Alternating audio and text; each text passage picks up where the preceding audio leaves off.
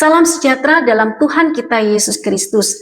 Kembali lagi bersama saya dalam program Renungan Pelita Kasih Gorontalo. Sebelum membaca dan merenungkan firman Tuhan, mari kita berdoa. Bapa kami yang di surga, pada hari ini kami akan membaca dan merenungkan firman-Mu. Kiranya Engkau memberkati kami melalui firman-Mu. Di dalam nama Tuhan Yesus Kristus kami telah berdoa. Amin. Bacaan Alkitab terdapat dalam Hakim-Hakim pasal 7 ayat 1 sampai 25.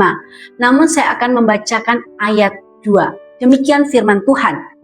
Berfirmanlah Tuhan kepada Gideon, terlalu banyak rakyat yang bersama-sama dengan engkau itu daripada yang kuhendaki untuk menyerahkan orang Midian ke dalam tangan mereka. Jangan-jangan orang Israel memegah-megahkan diri terhadap aku sambil berkata, tanganku sendirilah yang menyelamatkan aku. Tema firman Tuhan pada hari ini adalah kemenangan bersama Tuhan. Hakim-Hakim pasal 7 ayat 1 sampai 25 menceritakan bagaimana Tuhan memberikan kemenangan kepada Gideon dan bangsa Israel atas orang Midian. Kemenangan bukan karena kekuatan manusia, namun kuasa yang daripada Tuhan. Pasal 7 ayat 1 sampai 25 kita melihat alur yang begitu indah bagaimana kemenangan diterima oleh Gideon dan orang Israel. Ayat 1 sampai 8 Tuhan mengurangi jumlah pasukan Gideon yang awalnya 32.000. Pengurangan dilakukan dengan memulangkan orang-orang yang takut dan ujian cara minum air. Dari 32 orang tersisa 300 orang.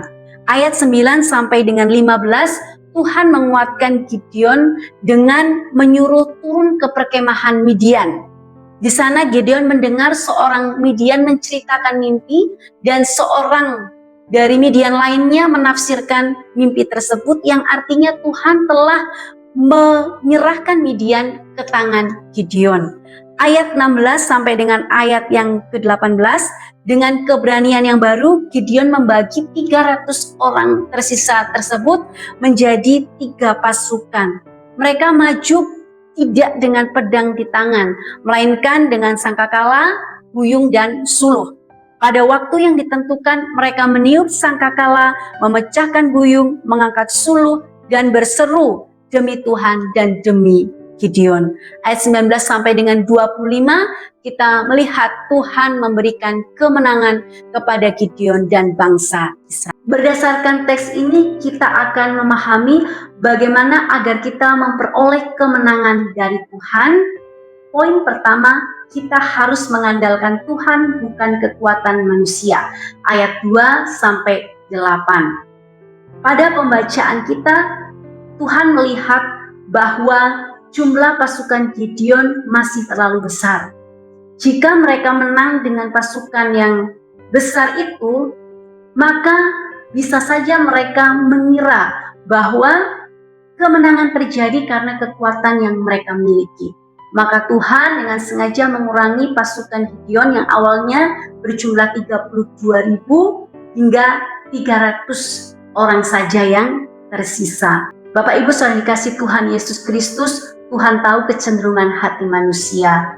Hati manusia senang membanggakan kekuatan yang dimilikinya. Bahkan kekuatan seringkali berbahaya dibandingkan kelemahan atau keterbatasan yang dimiliki oleh manusia. Kekuatan bisa membuat seseorang tidak mengandalkan Tuhan dalam kehidupannya. Bahkan Tuhan seringkali melucuti atau menyingkirkan segala sesuatu yang bisa kita andalkan agar sepenuhnya kita mengandalkan Tuhan. Poin kedua, kita harus taat kepada perintah Tuhan.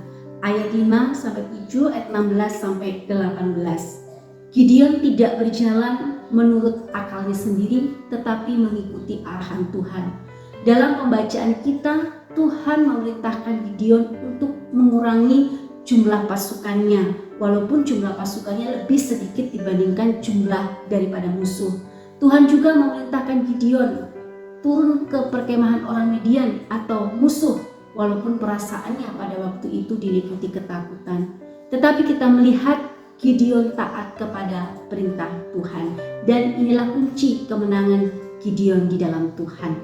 Bapak, Ibu, saudara-saudari dikasih Tuhan, ketika kita taat, kita memberikan ruang bagi Tuhan untuk bekerja sesuai dengan caranya. Ketaatan kepada Tuhan seringkali tidak mudah, sebab kadangkala firman Tuhan bertentangan dengan keinginan daging, logika manusia, atau kebiasaan hidup di dunia.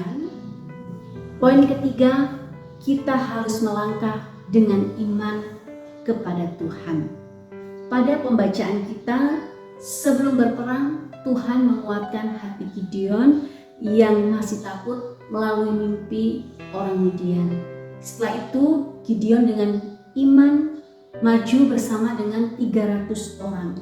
Mereka meniup sangkakala, memecahkan buyut, mengangkat suluk, dan berseru sebagaimana yang diperintahkan. Dan kita melihat bagaimana Tuhan bertindak dengan luar biasa, mengacau balaukan orang-orang Midian pada waktu itu. Ini menunjukkan bahwa kemenangan diperoleh bukan hanya mengetahui kehendak Tuhan saja, tetapi dengan berani melangkah dalam iman dan percaya bahwa Tuhan akan bekerja menyelesaikan apa yang tidak bisa kita selesaikan atau kita lakukan. Kesimpulan firman Tuhan pada hari ini, pertama, Tuhan mengizinkan pergumulan dialami orang yang percaya supaya kita belajar mengandalkan Tuhan, bukan mengandalkan kekuatan manusia atau kekuatan diri kita sendiri. Kedua, di dalam pergumulan Tuhan tidak pernah meninggalkan kita. Dia senantiasa menghibur dan menguatkan kita melalui firman-Nya. Maka percayai firman-Nya, lakukan dan taatilah firman Tuhan. Ketiga, Tuhan sering menyatakan kuasa-Nya justru melalui keadaan yang sangat lemah dan paling mustahil. Kita perlu melangkah dengan iman. Keempat, kemenangan sejati bukan datang dari kekuatan manusia, tetapi dari Tuhan yang bekerja bagi kita. Tuhan Yesus memberkati. Mari kita berdoa. Bapa kami yang di surga, kami bersyukur untuk firman Tuhan yang telah kami renungkan pada hari ini. Kami sungguh diberkati. Dalam nama Tuhan Yesus Kristus kami telah berdoa dan bersyukur. Haleluya. Amin.